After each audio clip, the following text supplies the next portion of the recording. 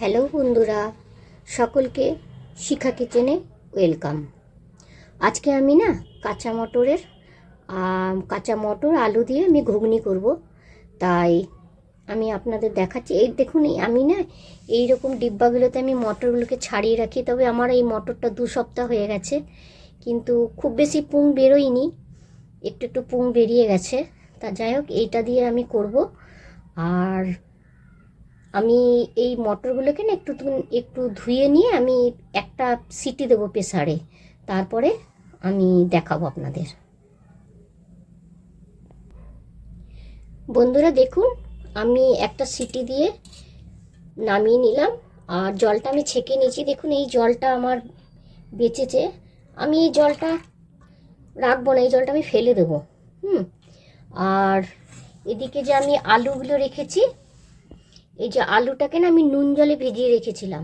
এবার এই আলুটাকে আমি ভালো করে ধুয়ে নুন হলুদ মাখিয়ে আমি ভেজে নেব, তারপরে আবার আপনাদের দেখাচ্ছি। আর নুন জলে আলুটা ভিজিয়ে রাখলে কী হয় বলুন তো, আলুর যে ক্যালোরিটা থাকে না, অনেকটা নষ্ট হয়ে যায়।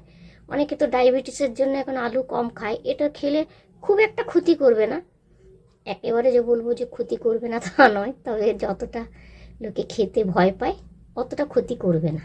ঠিক আছে, তা আমি এবার আলুটাকে ভালো করে ধুয়ে নুন হলুদ মাখিয়ে আমি ভাজবো। দেখুন বন্ধুরা, আমি গ্যাসে কড়া বসিয়ে দিয়েছি, কড়াটা আমার গরম হয়ে গেছে। এবার আমি তেল ঢেলে দেব। তেলটা আমি দিয়ে দিলাম। আর আর এদিকে আলুটাকে আমি নুন হলুদ মাখিয়ে রাখলাম। আলুটাকে নুন হলুদ মাখিয়ে নিয়েছি। আর নুনটা আমি একটু পরিমাণ মতন দিয়েছি, যেহেতু আমার নুন জলে ভেজানো ছিল, তাই একটু অল্প কম নুন দিয়েছি, যাতে আমার টেস্টটা ঠিক থাকে। বন্ধুরা দেখুন, আমার তেলটা গরম হয়ে গেছে। এবার আমি আলুগুলো ভেজে নিচ্ছি।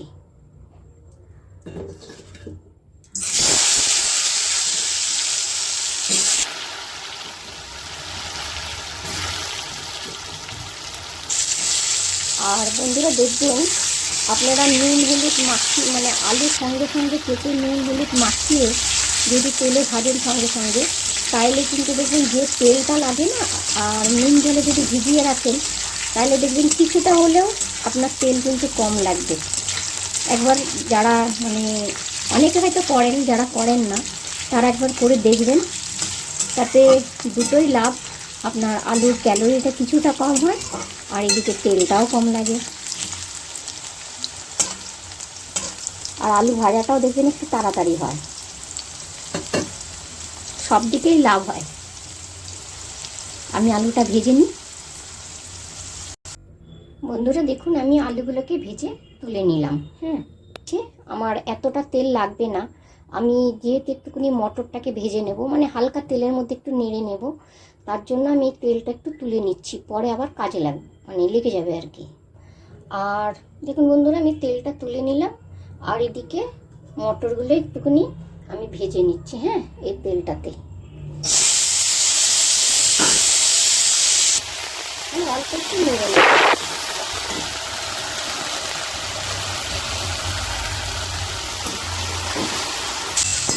আর সামান্য আমি একটুখানি নুন দিচ্ছি, সামান্য নুন দিলাম।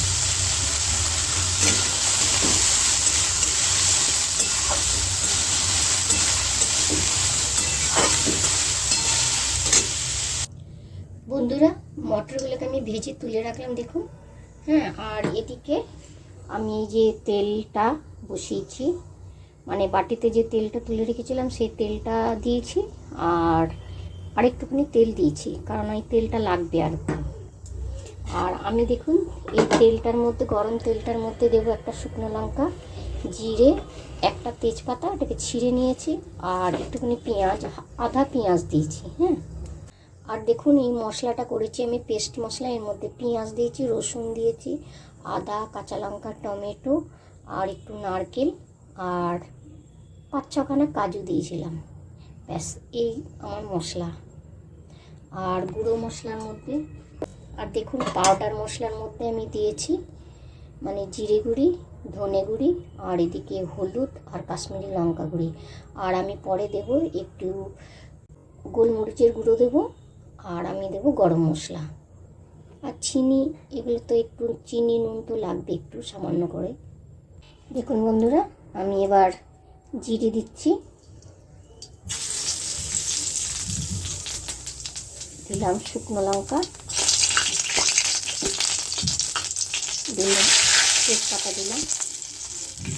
এগুলো একটু ভাজা হলে আমি এবার পেঁয়াজগুলো দিয়ে দিই।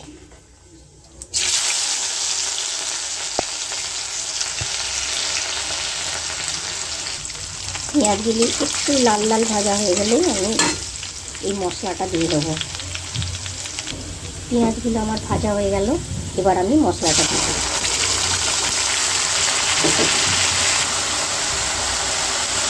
এবার আমি এই গুঁড়ো মশলাগুলো দিলাম, দিচ্ছি চিনি 1 চামচের মতন দিলাম, আর এবার পরিমাণ মতন আমি নুন দিচ্ছি। যেহেতু সব কিছুতে আমার নুন দেওয়া আছে, তাই গ্রেভিটাতে একটু কম দিলাম, মানে পরিমাণ মতন, কম না, স্বাদ অনুসারে দিলাম। বন্ধুরা দেখুন, আমার এটাতে বেশ মশলাতে তেল ছেড়েছে একটু। এবার এই সময় আমি মটরটা দিয়ে দিচ্ছি।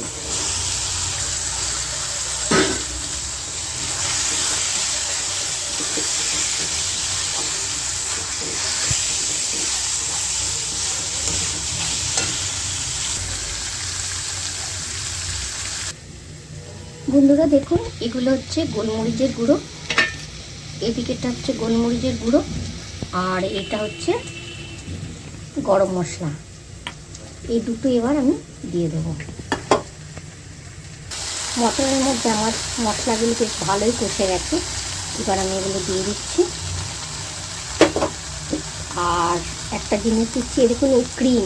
দেখুন বন্ধুরা, আমি গোলমরিচের গুঁড়ো আর গরম মশলার গুঁড়ো তো মানে গরম মশলার গুঁড়ো আর গোলমরিচের গুঁড়ো তো আমি দিয়ে দিলাম, আর এটা আমি দিলাম সর, আমার দুটো সর ছিল এটা, হ্যাঁ, তাই সরটা দিয়ে দিলাম।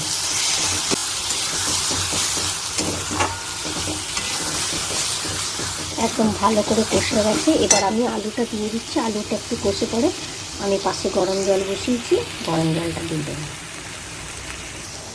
অনেকে কিন্তু দুধের স্বর আমাদের বাংলাতে বোঝে, কিন্তু হিন্দিতে অনেকে বোঝে না, দুধের স্বরটাকে মালাই বলে। আর এবার দেখুন আলুগুলো আমি দিয়ে দিচ্ছি।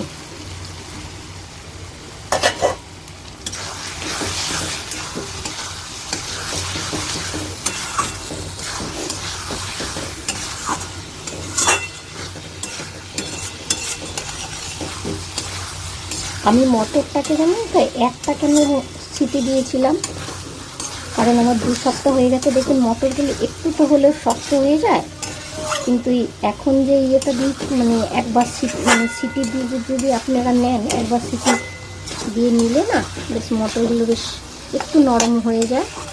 তবে বেশি দেবেন না, তাহলে তো একেবারে গলে যাবে। আর যারা একদম টাটকা মটর করবেন, তারা এমনি একটা পাতিলাতে বা ডেকচিতে করলেই হয়। ডেকচিতে পাতিলা বলে, বা কোনো বাটিতে একটু ফুটিয়ে নেবেন, তাতে খুব ভালো হয়। আমার পুরো কষা হয়ে গেছে, এবার আমি গরম জল দিয়ে দিচ্ছি।